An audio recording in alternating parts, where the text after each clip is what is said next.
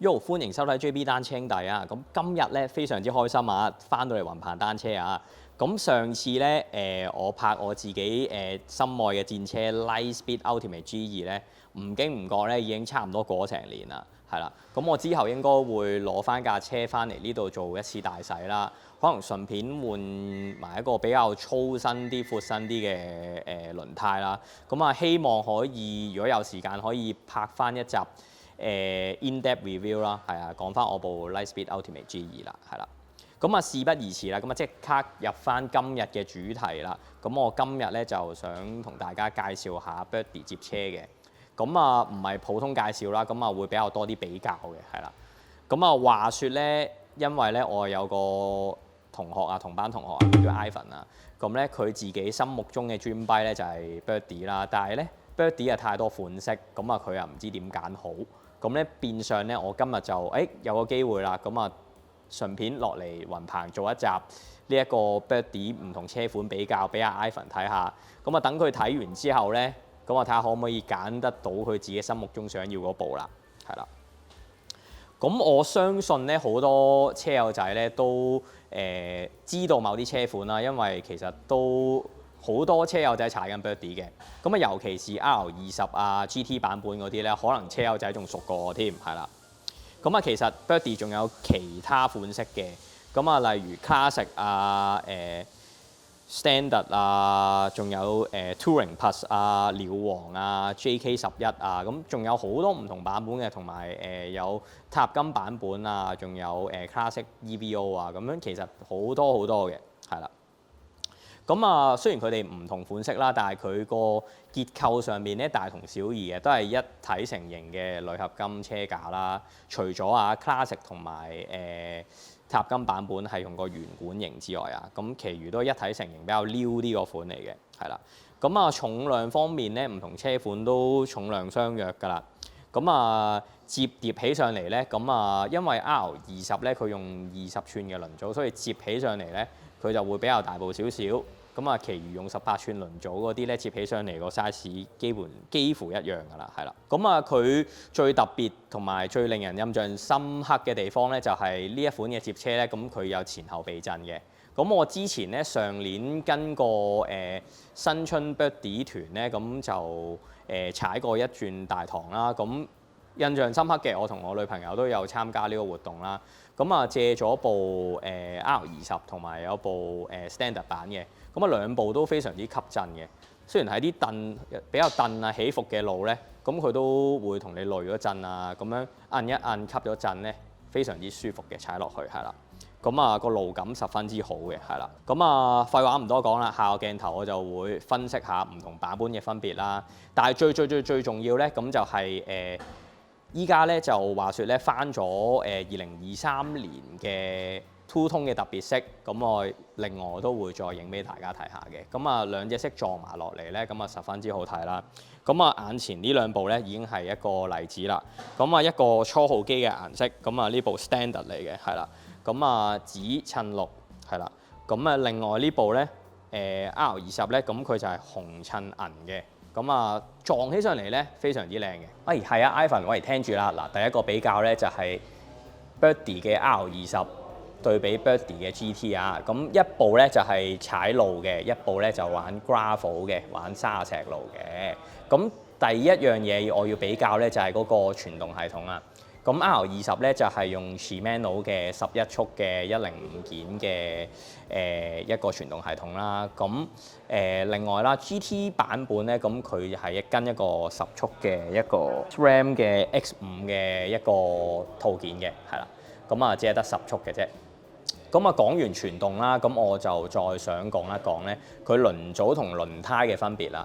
咁咧 R20我講先啦，咁佢就係用一個20×1.25寸嘅 Panarizer Mince Tough 嘅一個光頭胎啦。咁啊配合一個20寸嘅 Hub Smith 嘅小刀嘅輪組嘅。咁啊行起路上嚟，因為佢有個小刀拎啊嘛，咁佢就會慣性好啲嘅，咁啊行路會快啲嘅。咁啊，另外 GT 版本方面啊，咁咧佢咧就係跟一個18寸嘅輪組啦，係啦。咁輪胎方面咧，佢就係跟 Shorby 嘅 Blackjack 18×1.9寸嘅菠蘿胎，係啦。咁啊行 gravel 路啊會舒適啲啦，咁啊冇咁蹬嘅，係啦。咁另外有分別嘅地方咧，就係嗰個brake 方面啦。咁 R20咧，佢會係用一個線拉嘅一個 disc brake 啦。咁而 GT 版本咧，佢就係用 Juntec R1 嘅一個油壓夾嘅一個 disc brake 啦，係啦。咁啊，呢個就係大家嘅唔同啦。相同方面就係個車架都係一樣啦。咁嗰個避震方面都係一樣嘅，係啦。咁啊，睇下 Ivan 你咧就中意行路多啲啊，定中意玩 gravel 多啲啦？Thank you。喂，Ivan 又嚟啦。咁咧，我今次咧呢兩部 Birdie 咧就係兩部通勤之間嘅比較啦，務實嘅係啦。咁我左手邊咧有 Birdie Classic 啦。咁 Classic 好易認嘅啫。咁就佢用一個圓管型嘅管去做一個車架。咁而 Birdie Standard 咧，咁佢就係用翻一體成型嘅一個撩幼啲嗰個 shape 啦，同其他Birdie 嘅其他 model 咧就一樣㗎個樣係啦。咁我要講少少歷史先係啦。